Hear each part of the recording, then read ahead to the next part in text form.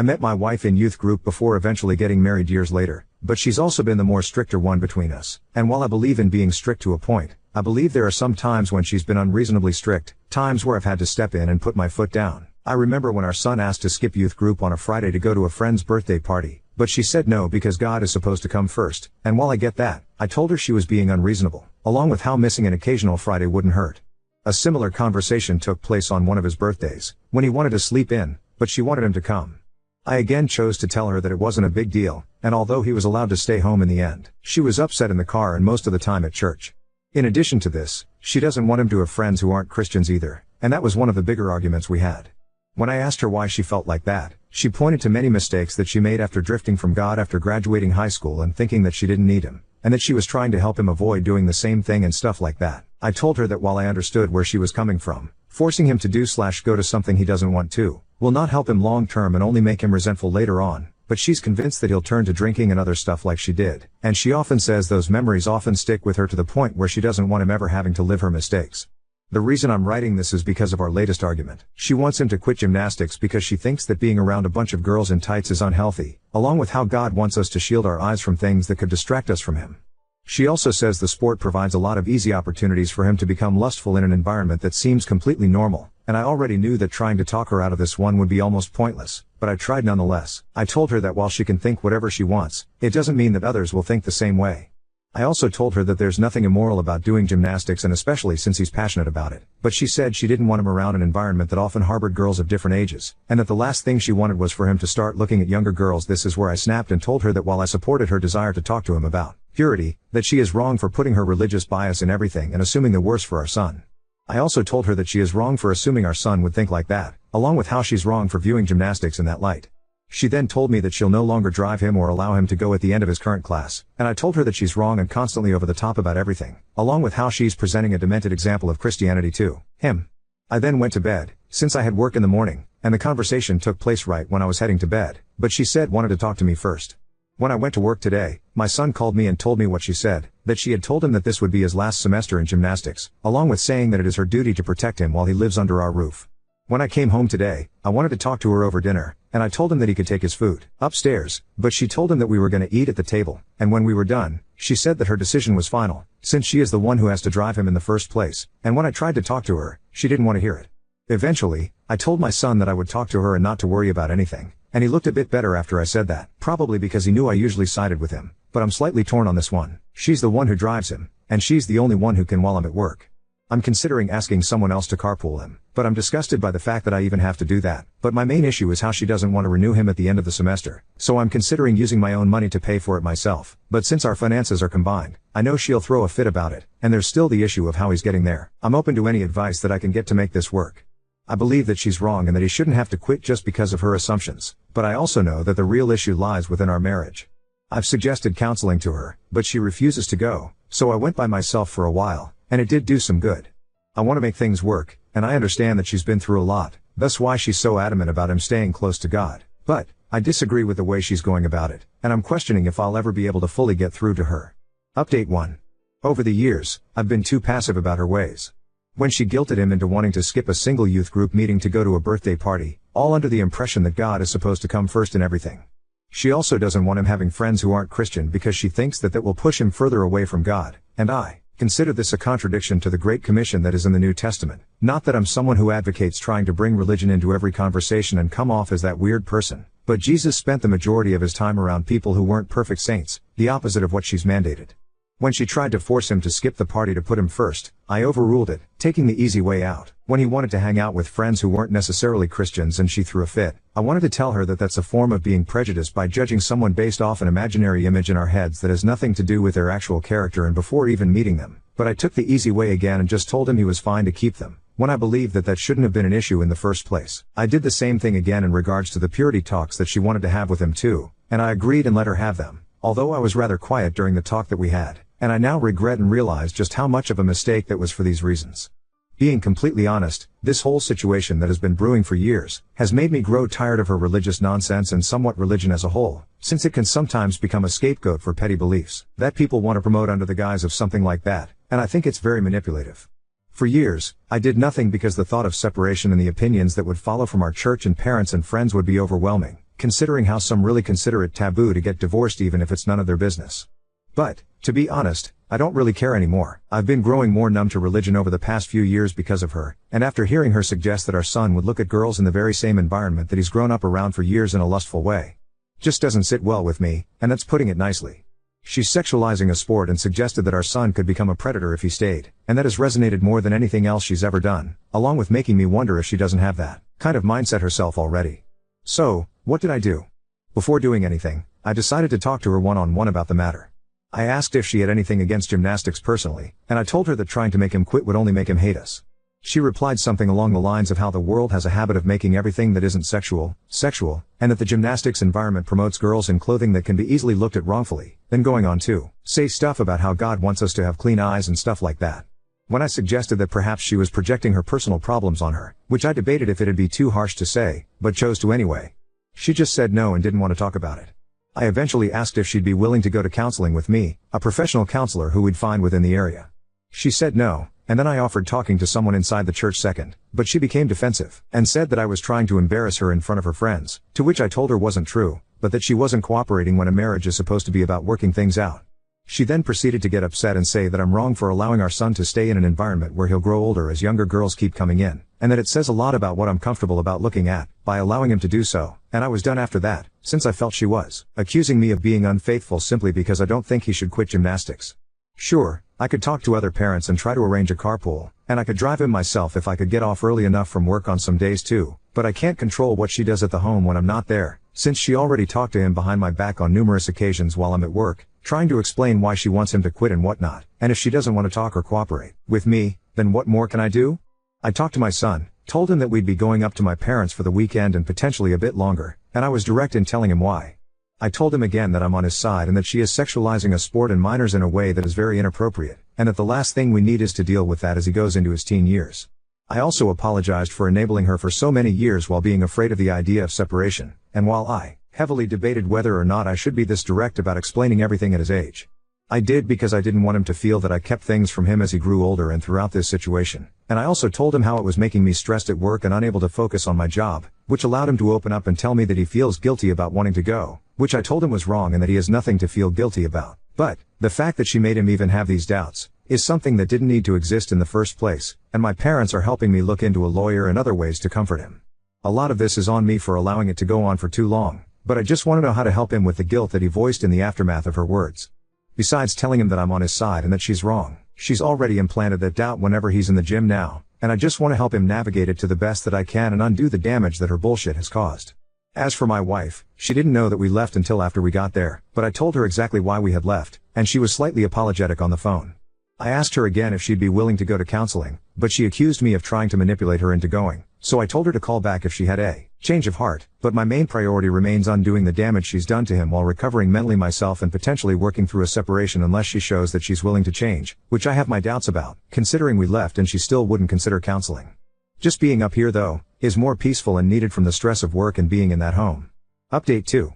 It's been almost a month, so I wanted to come back to this. I'm not gonna lie, I'm really tired at this point, and I wrote a lot the last 2 times, but I don't think I will this time because I'm really losing my energy about it. Basically, when we were still staying at my parents', I told her why we left and that I'd return if she had a change of heart when we first talked, but she refused to budge on her stance that it is inappropriate for him at his age to be in the same gym at little kids and preferably girls from a purity standpoint, since she believes that the world has a habit of turning everything that isn't sexual into something sexual, and she believes that the sport just serves as eye candy to lustful people who can watch girl run around in leotards as she often points out, and she's told him this bullshit while I'm at work, and it drove me crazy. I couldn't focus when in the back of my mind, she's at home telling him shit that I'll have to undo later, and I've stated in my update that a lot of her behavior is on me for being lax over the years, but I'm trying to do better, but it's been really stressful and it still is almost a month later. When we were at my parents', we stayed there for a little while, but she began to tell her parents and mutual friends false things about me, to the point where her parents and some of them began to call me or message me on her behalf and call me a bad husband along with other things, and apparently she told them that I kidnapped our son, along with other things about how I'm this horrible person because of her lies, not to mention something about me putting my hands on her once too, which I swear never happened once in our life or even when we were talking Abu going to counseling. My parents told me that she was trying to guilt me into returning under her terms and that I should continue to stay with them because she has truly gone off the rails, and we've been here ever since, but I've taken a leave from work because my mind hasn't been in a good place for over a month, and that's from everything that happened at our house and the new lies and the stress my son feels and finding a lawyer and researching other legal things with my parents, and it's taken a lot of time out of my parents' lives too, but they've been amazing and I want to thank them when it's all over and even before then. From talking to the police and organizing documentation for them and my lawyer, I'm tired right now, and my parents are too, but we're still trying to figure it out and know that this will probably be a long process, and I don't care how much it costs to debunk her lies and get us both into therapy. My son, however, does not want to go, and I told him alongside my parents that he could go with me or alone only if he wanted to and that we weren't forcing him, but he said he didn't want to at the time, so we've left it for a bit instead of forcing the issue, and I've begun talking to one in my spare time online as well, and my parents are helping me pay for it a little. However, my son doesn't want to do gymnastics anymore, and he's still hard on himself for everything that's transpired despite the many times me and my parents have tried to assure him that nothing is his fault. All of it is mine for letting her go down this slippery slope for so long. But he's had no desire to do it and has voiced guilt about being around girls and making them uncomfortable without even knowing he was. But I told him that that was his mom putting that in his head and that it isn't true, but I regret going along with her desire to teach purity and keeping us in a church that ostracizes people for having an abortion, like one girl I mentioned in my second update, the same church that she has spread her lies to about me, and I have no intention of ever returning there again. In regards to his schooling, that's another mess at the moment. He hasn't been in class because she went to them too, and my lawyer thinks it's best to hold off on that for the moment for his well-being with others and the fact that she could show up there herself, but he wants him to go back sooner rather than later, and I do too, and I'm trying to see if there's a way that he can do most of his work online or something, but I'm still working on that at the moment. But most importantly, I'm trying to help encourage him to speak to someone for how he feels that's far beyond how I'm able to help him from a professional standpoint, and standing by him until he decides to do anything else. From a mental standpoint, he feels guilty, like I said, not just for what happened with mom, but about the things she said to him about him lusting after girls without him knowing it at gymnastics, stuff that I don't want him developing a complex about over her nonsense. But my other main priority is getting a divorce after this last straw.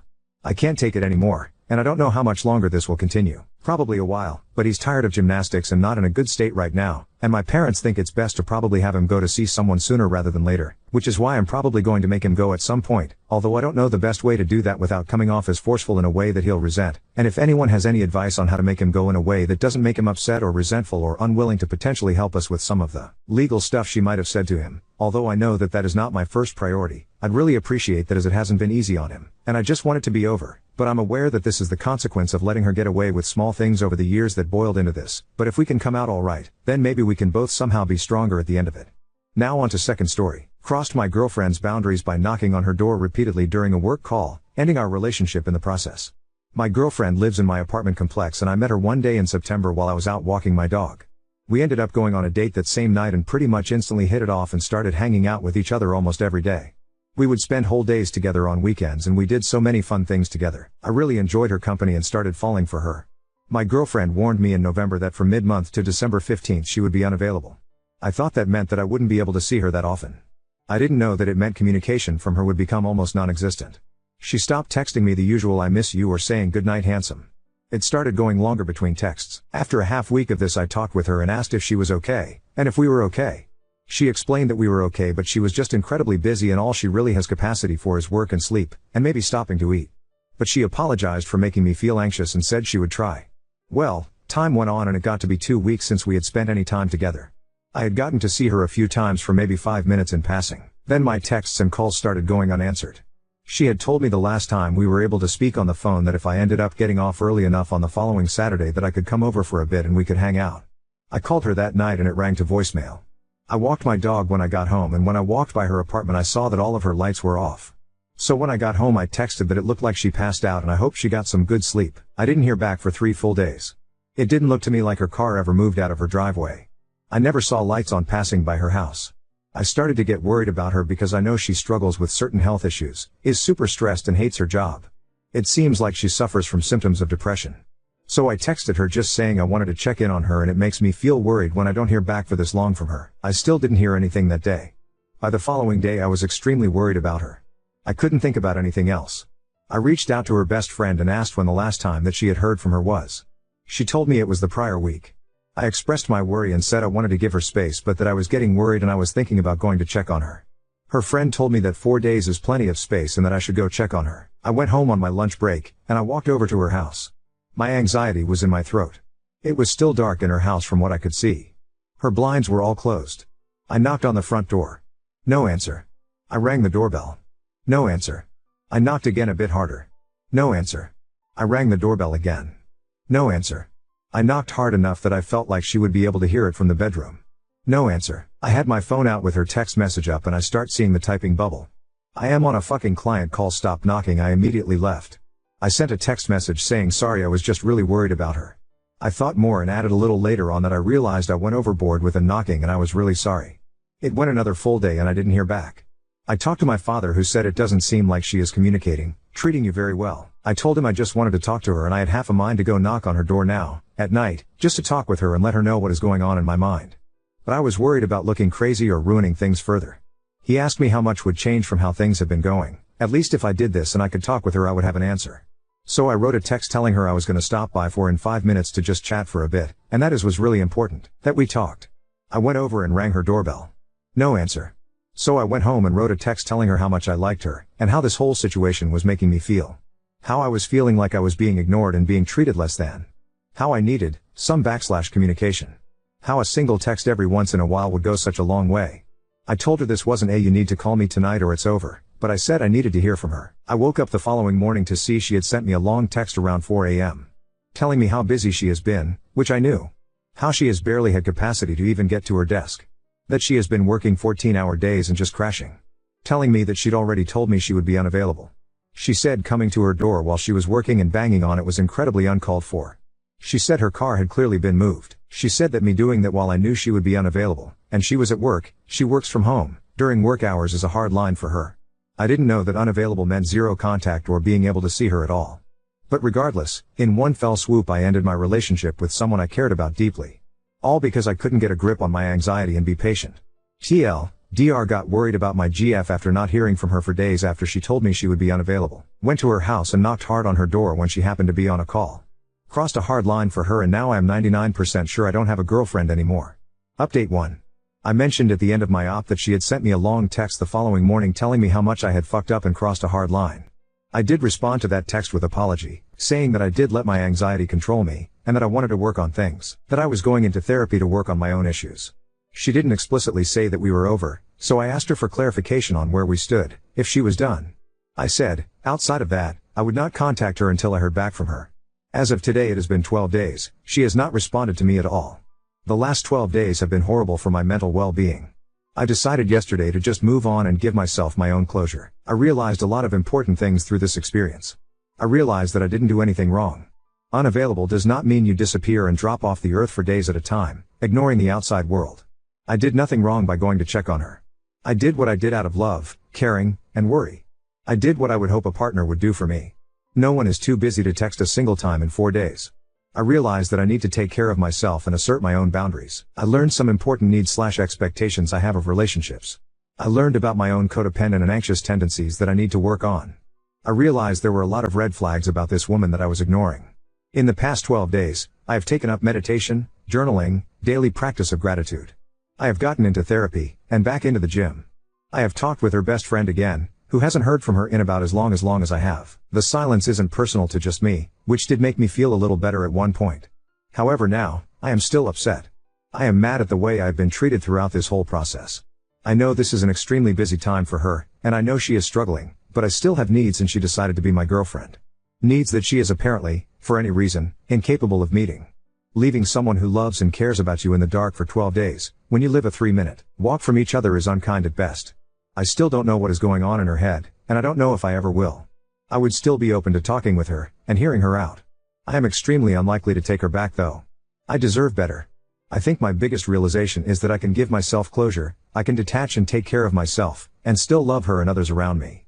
I wish I could snap my fingers and be over her, but I know it is going to take a little bit. Thank you for all the assurance, kind words, and those who reached out to support. TLDR, she still hasn't talked to me after 12 days. I am moving on. I learned a lot about myself and what I need through this. I wouldn't take her back at this point. For what it's worth from a stranger on the internet, good for you. Experiences like this can give us opportunities to grow, or they can leave us bitter. I'm glad you chose the former. Link, I had a similar experience, no knocking but will be busy, single mom/self-made at home food prep business type beat, sort of stuff for whole weeks to spend the whole weekend worrying if we'll do STH or we'll be too tired/busy to even get to do shit.